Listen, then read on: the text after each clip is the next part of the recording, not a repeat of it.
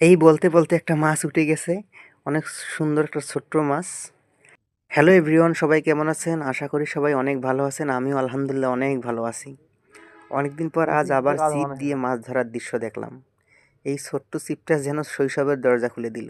নদীর পাড়ে বসে থাকা, পানির ঢেউয়ের শব্দ আর চোখ আটকে থাকা ভাষার দিকে। সবকিছু কত শান্ত, কত নির্ভেজাল ছিল তখন।